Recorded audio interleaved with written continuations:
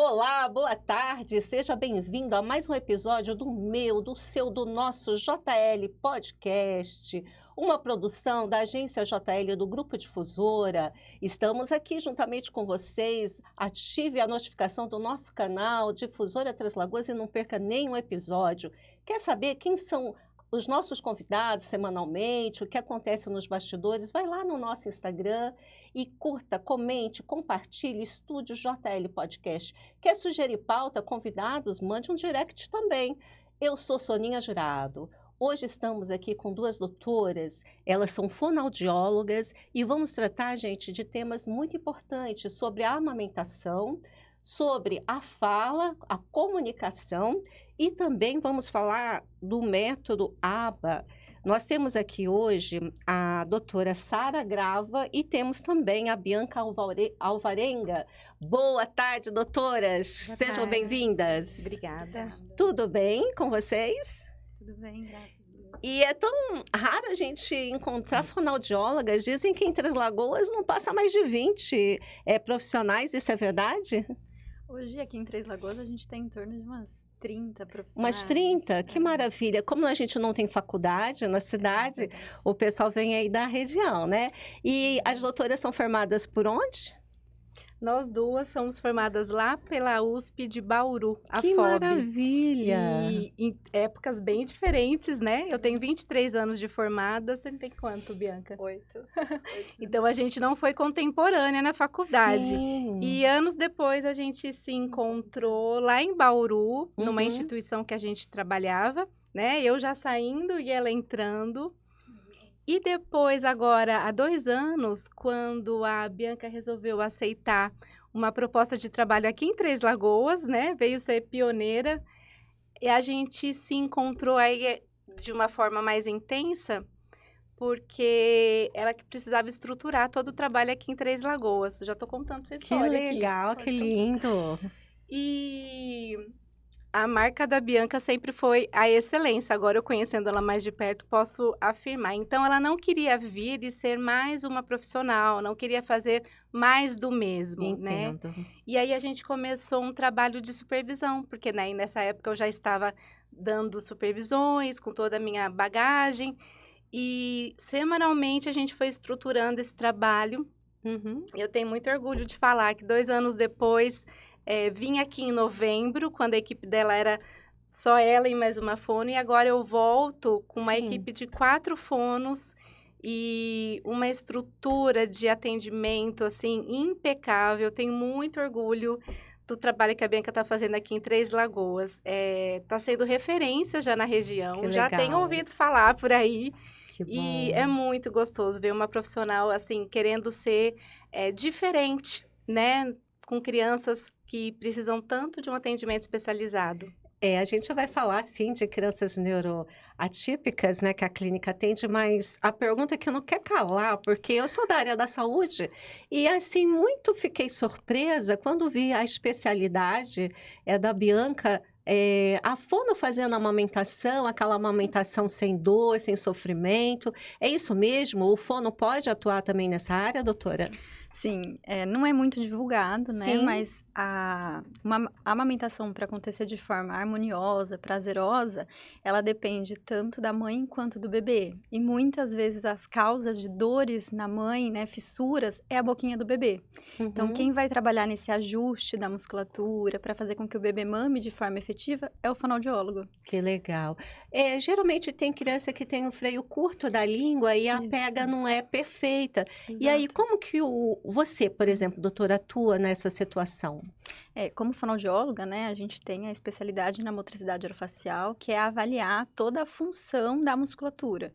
Então, o freio lingual, ele pode interferir na mobilidade da língua.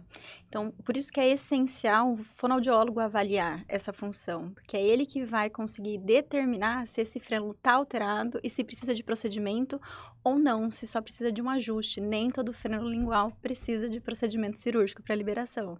Perfeito. E quais são os serviços oferecidos lá na clínica com relação à amamentação, doutora? A gente trabalha tanto na orientação, né, durante a gestação, em parcerias com as consultoras de amamentação, mas o meu trabalho acaba ficando mais ativo depois que os bebês nascem, no teste da linguinha, né, que é uma triagem neonatal que o bebê tem que realizar após o nascimento, e nessas dificuldades da amamentação que vai aparecendo aí ao longo do primeiro mês, né. Sim, por exemplo, uma gestante, aquela mãe de primeira viagem que está preocupada, falando: "Meu Deus, como que eu vou fazer todo o processo de amamentação?". Durante a gravidez, ela já pode procurar vocês lá na clínica para receber um treinamento? Sim, com certeza. A gente fala que a amamentação já começa durante a gestação, que informação é poder. Né? Então, quanto mais essa família buscar informações, nós temos consultoras de amamentação parceiras lá no espaço, que a gente trabalha junto para levar essa informação de qualidade para essas mães, né? E evitar dificuldades no futuro. Ó, que lindo, né? Quero dar parabéns, tá? Porque eu sou professora da enfermagem, da medicina há anos e eu não sabia dessa especialização do fonoaudiólogo, né? Então, acho que é uma coisa bem bacana e quero parabenizar, né? Obrigada. E agora nós vamos falar das crianças neurotípicas, né?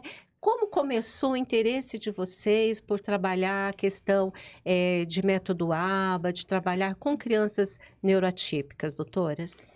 Eu já trabalhava com crianças atípicas lá em Bauru, onde eu conheci a Sara, né? E Sim. recebi um convite para vir trabalhar numa clínica aqui em Três Lagoas, nessa área especificamente, né? E eu sinto que a gente tem muito poder, né, como fonoaudiólogos, para introduzir a comunicação nessas crianças, mas eu sempre tive em mente que duas cabeças funcionam melhor que uma. Então, eu sempre busquei profissionais de referência para me ajudar a conduzir os casos, né? Eu acho que eu nunca trabalhei de forma independente, assim, só eu e a criança. Sempre busquei supervisões fora. Que legal. Quando eu cheguei em Três Lagoas, eu vi que tinha muito déficit, né, em alguns atendimentos, em algumas metodologias. E aí, buscando, né, algumas referências, reencontrei a Sara. E aí, desde que eu mudei para Três Lagoas, a Sara me acompanha, né, me supervisionando nos atendimentos. E com a estruturação da clínica, as oportunidades foram chegando, eu consegui montar meu espaço. A equipe foi aumentando, né, graças a Deus.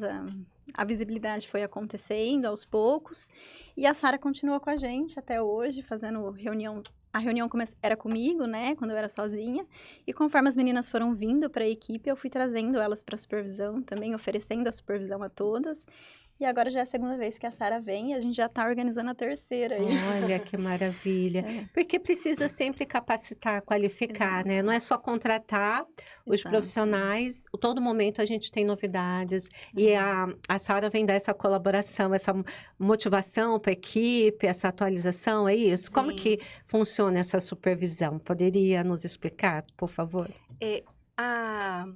As coisas acontecem muito rápido, né, com os estudos, os cursos. Então, nem sempre um fonoaudiólogo mais novo ou que acabou de se formar tem condição de conseguir se atualizar, né? E é nisso que a supervisão ajuda bastante, porque a gente traz, então, já mais mastigado, mais estruturado, né, com mais certeza. As vivências, né? Isso, passo a passo, um olhar diferente.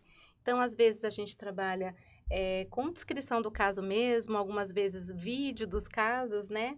Que a gente analisa junto e vê o que poderia ser feito diferente ou onde tiveram os acertos. E essas vindas para cá são para eu ver mais de perto e moldar as fonos no sentido dos nossos objetivos, né? Então, é uma experiência riquíssima, elas aproveitam demais e para mim também é bem gostoso porque eu vejo o crescimento da equipe, né? Olha em que relação à outra legal. vez que eu vim aqui. Mas a gente deve trabalhar assim mesmo. Como existe, por exemplo, vamos citar, né? Por exemplo, os médicos, eles têm um corpo clínico e eles têm a discussão do caso clínico, Exato. né? De forma de trabalhar em parceria ou até mesmo de forma multidisciplinar. Uhum. E por que os outros profissionais não podem trabalhar dessa forma, né? Então é muito enriquecedor, com certeza. E quem ganha é o paciente, não é? É o Ah, cliente, não é? Com certeza. Lá na clínica a gente tem o serviço de supervisão estruturado toda semana e a reunião de equipe para discutir os casos, né? Então, a gente discute entre a gente internamente, os casos que a gente leva para a supervisão, para discutir com a Sara. E eu acho que é isso que faz a diferença, né? Porque o bem maior é o paciente e a evolução do paciente. Que né? legal. E esse trabalho de vocês, o que vocês já perceberam, o feedback dos pais, né, dos pacientes, o que vocês têm percebido? Os pais ficam ansiosos, né? Pela vinda da Sara, porque ela ajuda a gente a fazer a reavaliação desses pacientes, né? Então, ela vem com o olhar de fora para ver, olha, o quanto está evoluindo, saímos disso, chegamos nisso, o próximo objetivo é esse, né? E é um norte, né? A Ai, que gente fala que a legal. gente Ela, então, também vem e interage faz o com... atendimento. Ela não só Sim. discute ou Não, troca a não. experiência, mas ali faz o atendimento Ela com os acompanha clientes, todos os pacientes. atendimentos que a gente realiza, né? E já vai orientando. Então, ela tem esse contato direto com os pais têm essa ciência de que ela vem, que a gente faz essa supervisão. E eu acho que hoje o diferencial da nossa clínica é esse, né? Os pais terem ciente de que nós não somos só 4 fonoaudiólogos, nós somos 5 fonoaudiólogas na equipe, porque a Sara é da nossa equipe. Que legal. Eu acho que não tem clínica aqui na cidade com 5 fono, não tem, né? Não, eu acho que não. Que maravilha! E lá vocês trabalham, por exemplo, o que vocês vêm oferecer, além da amamentação que a gente já apresentou, né? Quais são os outros procedimentos, os outros tratamentos? Além das dificuldades na amamentação, a gente trabalha com estimulação de fala de crianças típicas, né? Que estão apresentando algum atraso no desenvolvimento da fala. A gente atende as crianças atípicas, né? Com diagnóstico, então, de autismo, TDAH, TOD, paralisia cerebral. A gente tem parceria com algumas clínicas, né, especialmente com o ABA, que daí a gente trabalha em parceria para essas crianças neurotípicas, e a gente também trabalha com dificuldades escolares. Então, crianças que têm dificuldade na leitura, na escrita, né, nós temos profissionais especialistas nessa área também. Que legal. Como que é aquela história, assim, quando a criança troca uma letra por outra, na hora que ela está sendo alfabetizada? Como chama isso e o que faz? Por exemplo, porque com certeza tem muitos pais, né, que têm filhos na escola, estão nos ouvindo, nos assistindo. Como chama essa disfunção, sei lá se é chamada uma disfunção, e como fazer? E a gente precisa avaliar, né? Até 5 anos e meio, a gente tem alguns processos de trocas na fala que ainda é esperado, mas a partir de 5 anos e meio, a gente já espera que a criança não tenha mais nenhuma troca. E a partir disso, a gente já começa a nomear de distúrbio fonético-fonológico, né? Então, precisa de uma avaliação específica para a gente poder pontuar o que é e traçar o objetivo para ver se essa criança precisa de intervenção ou não. Sim. Né? Então, muitas crianças chegam no consultório com 6 anos que ainda não conseguem falar o R de cadeira, né? Fala cadeira, como se fosse o cebolinha. Sim, sim. Né? Então, já não é mais uma troca na fala esperada para essa faixa etária. Então, é uma criança que segue, é um acompanhamento mais rápido, claro, né? Mas que precisa de um acompanhamento fonoaudiológico para poder inserir esse fonema, né? Na fala. Hoje a gente vê que tem crescido muito o número de crianças, sobretudo autistas, né? E qual é o trabalho que vocês fazem exclusivamente com as crianças? Claro, vai depender do grau desse autismo, né? Sim. Do perfil autístico, mas o que vocês têm para que quem precisar as procurem na clínica, né? A gente trabalha em parceria com o ABA Reforce, né? Então, a gente tem toda a equipe multidisciplinar à disposição da clínica, fonoterapia ocupacional, a intervenção ABA com a psicologia, psicomotricista, psicopedagogia e fisioterapeuta. Então, essa criança chega até nós, a gente faz a avaliação completa, e aí, dependendo do nível de suporte, do quanto tem de atraso de fala e de linguagem, o nosso processo de intervenção começa, e aí é onde a Sara nos ajuda, né, nessas questões de crianças que têm um nível de suporte maior ou que não são verbais, que precisam se comunicar e não conseguem utilizar a fala, porque a gente precisa lembrar que comunicação vai muito além de falar. Sim. Né? Então, aí é onde entra o trabalho com a comunicação alternativa, que é dar voz para essas crianças que não conseguem falar. Vamos traduzir para o nosso público, doutoras, o que é a comunicação alternativa, né? E como trabalhar isso nessas crianças não verbais? Pois é, parece que é uma coisa nova, mas na verdade já vem há muitos anos, né? Começou lá com a ideia de que as crianças com paralisia cerebral precisavam se comunicar, e aí inventaram métodos, né, para ajudar essas crianças a falarem.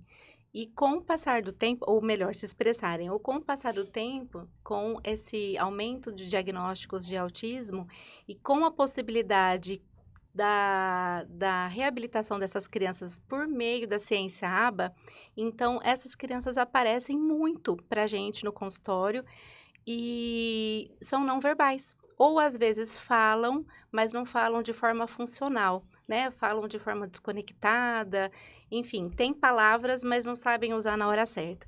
Então, comunicação alternativa, ela vai desde gestos, né, que a gente mesmo inventar, até passa por métodos já validados e cientificamente comprovados de que são os mais indicados para esse tipo de criança.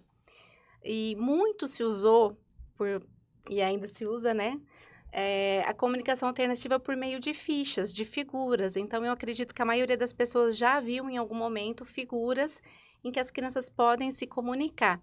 Mas com o uso cada vez maior da tecnologia, a gente tem aplicativos, né, de várias formas, gratuitos, pagos, que a gente pode, então, colocar protocolos, métodos já validados para que a criança desenvolva uma linguagem expressiva. A pergunta de milhões, né? Meu filho vai falar, muitas vezes é a que a gente mais escuta no consultório. Sim. E confesso que às vezes até dói para a gente ouvir essa pergunta, porque a gente gostaria de ter uma resposta, né? Mas ninguém tem essa resposta. Fato é que a gente não pode deixar o tempo passar sem que essa criança tenha condições de expressar a linguagem. Porque a gente sabe que a linguagem, ela permeia a cognição, a inteligência. E uma criança privada de linguagem, ela também não desenvolve outras características, né, cognitivas. Então, por meio da comunicação alternativa, a gente consegue tanto dar expressão para essa criança, voz, né, entre aspas, quanto possibilidade dela ter um desenvolvimento cognitivo. Se a criança for falar, né, já é provado que a comunicação alternativa acelera a fala. Ao contrário do que até muitas fonoaudiólogas antigas ainda acham, né? É um mito. Se for usar a comunicação alternativa, então a gente desistiu dessa criança falar. Quando, na verdade, é muito pelo contrário. A criança acelera. E, infelizmente, a gente sabe que nem todas as crianças vão falar, né? Mas elas podem ter uma ferramenta de comunicação com o mundo, serem autônomas na sua comunicação, não ficarem mais dependentes só da mãe, que entende tudo que a criança quer. E terem uma vida escolar, né? Enfim. O que a mãe mais realmente pensa é: meu filho vai se expressar, ele vai conseguir pedir, mãe, eu quero uma pipoca, eu quero um brigadeiro, eu quero passear, quero um sorvete, coisas mínimas, né? Alguns relatos, assim, eu não sei quando meu filho sente dor, né? Algumas coisas bem interessantes. Então, eu particularmente que lido muito com isso, eu tenho muitos relatos, né? Recentemente, eu tive alguns relatos de crianças que pela primeira vez puderam dizer que estavam com dor para a mãe, né? Depois de 8, 9 anos de vida, foi a primeira vez que falou que estava com dor por meio da comunicação alternativa. É uma riqueza, assim, muito grande. Muito né? bacana. E você vê uma criança falar é algo surpreendente. Eu vou dizer para vocês que ao nível de pós-doutorado eu desenvolvo o trabalho com autistas e com a laser terapia transcraniana. E eu tinha o autista grau 3 e ele era não verbal. Depois de 16 sessões, ele estava falando frases completas. Uau. E a gente se emociona e a gente vê o quanto que a mãe falava assim, olha, meu filho, ele não saía comigo, mas agora ele sai, sabe? Ele está se comportando, porque também diminui as crises, a irritabilidade, eles conseguem se comunicar.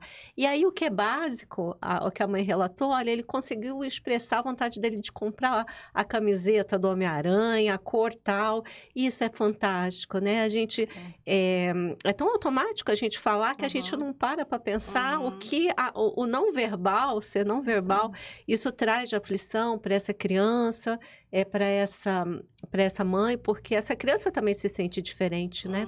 Tem um relato bem interessante de uma das primeiras crianças que eu comecei lá atrás, que a mãe todo dia dava nuggets porque o outro irmãozinho gostava, e ela achava que ele gostava também, né? E quando a gente trabalhou os alimentos com a criança, a próxima vez que a mãe foi dar o nuggets, a criança pegou e pediu ovo.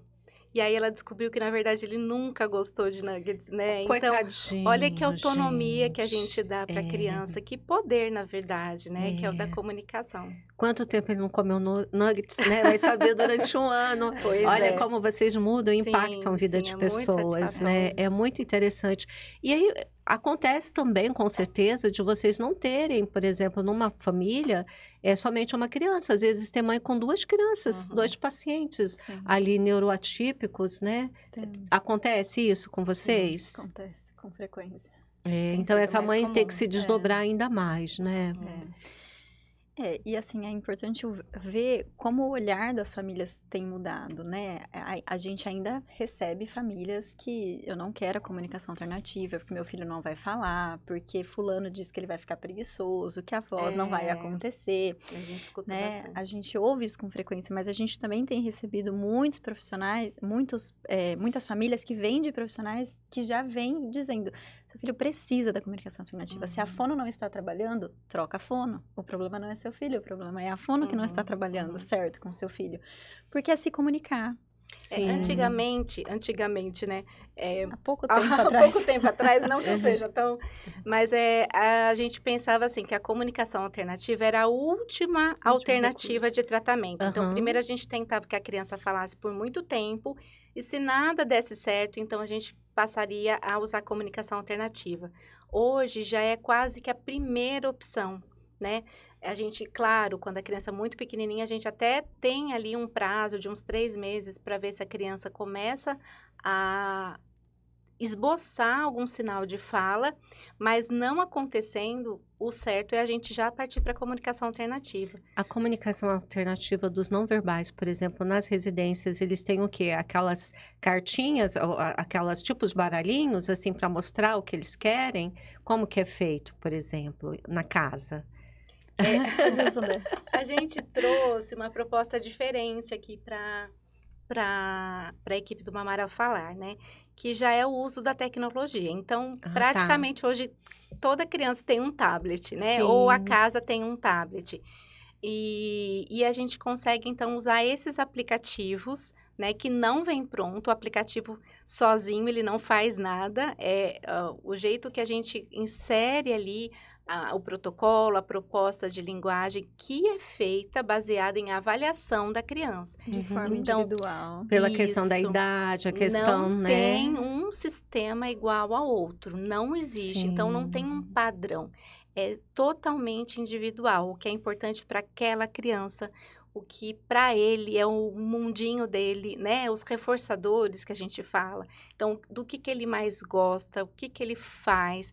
A gente personaliza totalmente de acordo com a avaliação de linguagem e o contexto da criança. E é tudo por meio do tablet E ou são do iPad. figuras, doutoras? São. São figuras. Quando ele toca nessas figuras, né, tem um retorno auditivo. Então, tem a figura O som. fala, né, o que som. legal! Então, por isso que a gente sabe que estimula a fala, porque ele está tendo um modelo ali, ao vivo e a cores, Que legal, do que seria gente. a forma falada da palavra. A primeira forma de comunicação foi desenhos dos homens, né? Das cavernas. O desenho tem importância, a figura tem importância. Muitas vezes uma criança não sabe ler, mas pela figura ela vai narrar, vai criar a história Sim. dela. Então, a gente tem que aceitar muito bem, sim, com certeza, essa comunicação alternativa por meio de figuras, porque, poxa, é uma forma da criança estar se comunicando, né? De uma forma não verbal, mas ela se comunica. Sim, e esse é o né? processo de desenvolvimento da linguagem na nossa cabeça, né? A gente faz símbolos próprios, todos nós temos símbolos, é o que a gente fala de significante e significado, né? Ao Aham. pensar em cadeira, todos nós temos imediatamente uma figura representativa de cadeira na nossa cabeça. Então, quando a gente coloca isso num símbolo, a gente faz uma ponte entre a palavra dita, né? E a construção de linguagem que deveria ter acontecido na cabeça da criança, mas por algum motivo, né, por ser um transtorno do neurodesenvolvimento, não tem essa representação lá. Então, a gente faz uma triangulação, né? E Sim. acontece de que por meio da figura, essa linguagem acaba acontecendo dentro da cabeça. Perfeito. Tem uma idade indicada para começar esse serviço de comunicação? Como que é? Não tem. Não tem. Não tem. Mas o quanto antes, melhor, Sim, né? sim, Porque eu às tenho- vezes a mãe está vendo ali uma dificuldade da comunicação. Por exemplo, uma mãe que vê que o filho tem dificuldade na comunicação. Qual o primeiro passo? Ela procurar o neuro, né? O médico, e depois do médico vir para vocês. Como que é feito, né? A gente costuma brincar que quando você tá com dor no joelho, você não vai no neurologista, né? A Aham. gente vai no ortopedista. Sim. Então, se uma criança tem atraso de fala, o ideal é se buscar uma avaliação fonoaudiológica, Que né? legal. E aí, com base na avaliação fonoaudiológica, nós vamos entrar com os estímulos corretos. E aí, como a Sara passou, a gente tem um prazo para que esses estímulos comecem a surgir, né? A Uhum. causar efeito na criança e a fala comece a aparecer. O mundo ideal, né, Aham. deveria ser que aí a gente começa a gente em acompanhamento com a criança, a gente vai observando alguns traços nessa criança que não é esperado para aquela faixa etária, atrasos maiores no desenvolvimento global. E aí toda criança que faz avaliação tem direito a um relatório, né? E a gente chama a família para dar essa devolutiva. Olha, nós avaliamos o seu filho, ele tem tais dificuldades, ele apresenta isso, isso e isso. O indicado seria, com base nesses transtornos, você buscar tal especialista. Uhum. Olha que Né? importância do fono, né? O que geralmente acontece, né? A criança tem um atraso de fala e as famílias buscam o neurologista, o psiquiatra, e eles mandam fazer um tempo de fono, né? Então, isso é muito bom, né? Eu acho que isso é uma valorização do nosso trabalho, um reconhecimento do quanto a diferença a gente pode causar na vida de uma criança e de uma família. Né? Mas no mundo ideal seria essa família buscar um fonoaudiólogo e o fonoaudiólogo vai direcionando para os profissionais que precisam.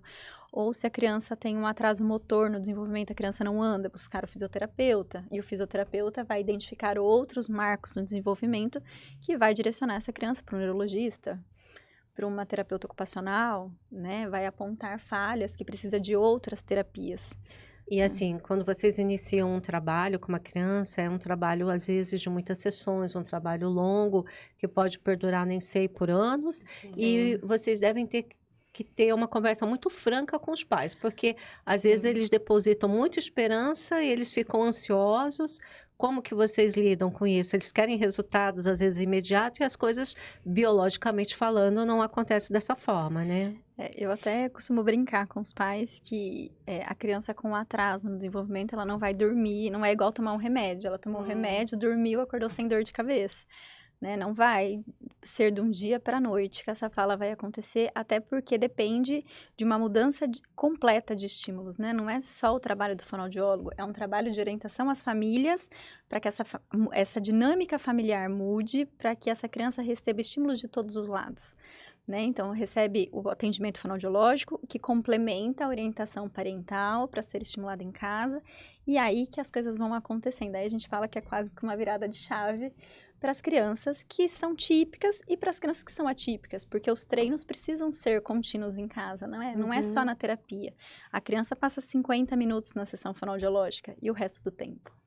Por Então, exemplo, precisa de continuidade. É o treino parental, né, que a gente fala. o que é recomendado esses pais fazerem em casa para ajudar essas crianças? Por exemplo, que tipo de atividade? Olha, eu acho Depende. que hoje em dia a primeira coisa Tirar é diminuir as telas, né? O máximo que pode. A gente, né? A gente precisa se Sim. policiar nesse sentido, mas cada vez mais tem chegado um número de crianças que é assustador a quantidade de horas que elas passam com as telas, né? E ao contrário do que muita gente pensa, mas são vídeos educativos. Mas a linguagem, ela se desenvolve pelo contato, o relacionamento interpessoal. Então, não é aprendendo o nome das cores num vídeo, por exemplo, que ela deveria aprender, né? Porque esse contato aqui, ele é muito mais do que só um aprendizado de nome, de nomeação de coisas ou cores.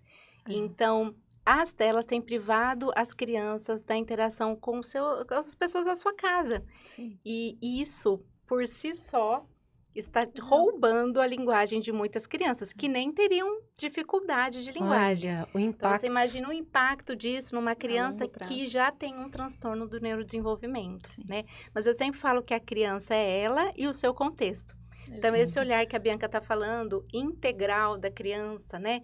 Enxergar como que a mãe trata a criança, como que é o relacionamento com os irmãos, que a criança não é só um atraso de fala, né? Que é como ela anda, como ela se move, como ela senta numa cadeira. Então, esse olhar amplo da criança é fundamental para a gente não tratar só um atraso de fala, Sim. né? Porque a fala é a cereja do bolo, tem muita coisa atrás de um atraso de fala. Doutoras, tem aumentado esses casos de atraso de fala? Porque parece que a gente não ouvia muito antes falar nessas condições e hoje é uma coisa que está acontecendo com uma certa recorrência, incidência, né? Sim. Como que vocês, por que vocês acham que acontece isso? O que está acontecendo com o nosso mundo? Olha, acho que do autismo em específico, falar. que é o grande boom aí de diagnósticos que a gente está tendo, né? Já se fizeram estudos que primeiro é a qualidade da informação, né? Eu me lembro de quando eu era pequena, tinham crianças na minha sala de aula que todo mundo sabia que tinha alguma coisa, mas ninguém sabia o que que era. Uhum. Muito provavelmente, quando eu me recordo, eu penso assim, tenho certeza que aquela criança era autista, mas não se falava, essa informação não era, a gente não tinha tanta divulgação da informação. Então, esse é um fator, mais pessoas informadas que vão atrás de diagnósticos e acabam tendo diagnósticos. Uhum. Eu acredito também que uma coisa que acontecia muito é que, além dessas crianças terem alguma coisa que a gente não sabia nomear, as crianças que eram graves, elas não participavam, elas não estavam inseridas na sociedade, Tava à Exatamente. né? margem, né? Eram crianças que eram Exatamente. direcionadas para pai, para um ensino Até uma exclusão diferenciado. da família, Exato. né? Era uma criança que não saía de casa, era uma Uhum. família que não tinha convívio social. Então, a gente também não tinha acesso E as crianças não tanto. acolhiam também, né? Porque Sim. era uma criança deixada ali à margem e Exato. os demais não iam buscar, Exato. Não né? se tinha, né, inclusão, né, o Eu trabalhar sempre a tive a equidade. questão de incluir, não deixava ninguém para trás, gente. A gente tinha uma colega em Birigui, a Maria, e ela tinha síndrome de Down, mas a gente ia buscar lá na casa em todas as brincadeiras. Ela não ficava de fora de nada. A gente tinha essa concepção, né, já naquela Olha época. que legal. Hoje a gente vê mais de inclusão, a escola trabalhando, né? A gente colocando essas questões na mídia, mas antigamente realmente não era assim, né? Eram pessoas deixadas à margem da sociedade, uma pena, né? E o grande aumento também, a gente tem 3 níveis de suporte no autismo, né? É do nível 1 e do nível 2. Então, muitas crianças, ao serem diagnosticadas com autismo, o pai e a mãe vão atrás do seu próprio diagnóstico. E eles acabam, tem um fundo genético, tem também uma questão Exatamente. da neuroinflamação, né, do próprio organismo, mas tem um componente genético, né? Então, é por isso que esse aumento de diagnósticos, né, se explica. Então, não é que aumentaram, não tem algum fator que Sim. está causando mais autismo. Uhum. Na verdade, o aumento são dos Dos diagnósticos. Mas aí, respondendo a sua pergunta dos atrasos de fala, as famílias estão menores, né? Nós enfrentamos aí alguns anos de pandemia, toda essa criançada veio, muitas com atraso de fala, por falta de convívio social, por excesso de telas também, porque as famílias ficavam presas dentro de casa. Então, a privação dessas interações também trouxe menos oportunidades de desenvolvimento de linguagem para as crianças. Que pena, né, Exatamente. gente? Isso impactou psicologicamente, na comunicação Sim, também, sim, né? A doutora lá em Bauru trabalha só com mentorias ou tem clínica lá também, Sara? Até pouco tempo atrás eu ainda tinha meus próprios pacientes, mas hoje eu me dedico totalmente à supervisão, né, online, porque graças a Deus a gente tem esses meios hoje. Sim, Então, supervisiono fonoaudiólogas, equipes do Brasil que inteiro. legal. E de forma, às vezes, mais ampla, como aqui na clínica da Bianca, outras vezes de formas bem dirigidas. pontuais. Tem tanta cidadezinha desse Brasil afora, que às vezes tem uma fono na cidade, ela não tem como mensurar o seu trabalho, ou conseguir, assim, até se dedicar de uma forma olhando de fora, né? Então, Uhum. é tão legal a gente poder fazer isso de forma online Que e a gente tem essa bacana. oportunidade hoje. Então, hoje você trabalha com as mentorias, as Só a supervisão. supervisões. Uhum. Que bom.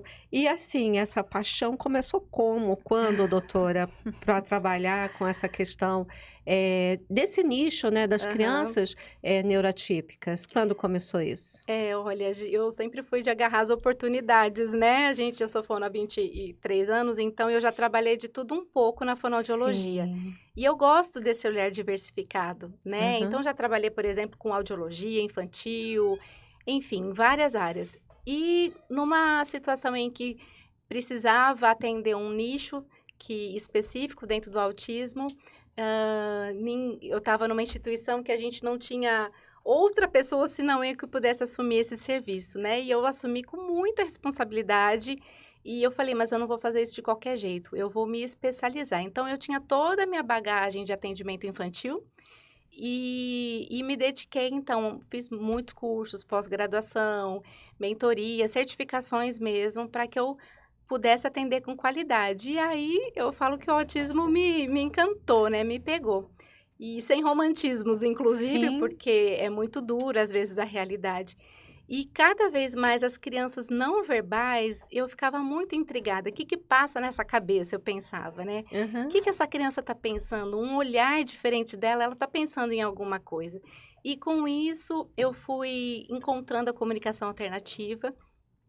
E é tão gostoso você dar o poder de comunicação para uma criança, né? Então, Sim. a gente se sente poderosa, a criança também se sente, tem um brilho no olhar diferente, né? Uhum. Como quem diz assim, agora eu posso dizer o que está na minha cabecinha.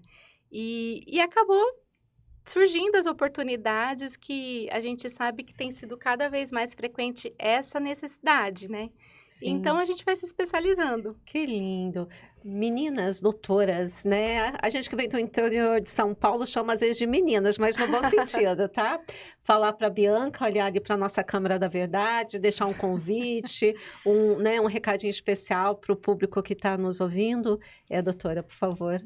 Aqui, ó. Eu deixo o meu convite para vocês irem lá, conhecer o nosso espaço do Mamar ao Falar, né? Conhecer a nossa equipe, você que tem uma criança, que você acha que tem um atraso de fala, que você acha que tem alguma dificuldade, né, na comunicação, nós estamos à disposição para realizar a avaliação, né? Estamos de portas abertas para te receber. A localização da clínica, doutora? A gente fica na Bom Jesus da Lapa, 545. Sim. Quase deu um branco Fica aqui. também, se procurar lá no Google, vai achar. Fica pertinho do supermercado Proença, né? Que legal. É bem ali no bem centro. Central, uma bem no região centro. boa. Excelente. A doutora Sara, deixar um recadinho para o nosso público, por favor. Eu tenho certeza que o pessoal de Três Lagoas está muito bem servido de fonoaudiólogas, né, especializadas. Eu fico muito satisfeita de ver o trabalho que a Bianca tem feito aqui. E não é porque eu sou amiga dela, conheço, mas eu vejo de perto a seriedade com que ela tem feito esse trabalho, que só está começando. Que maravilha, que maravilha.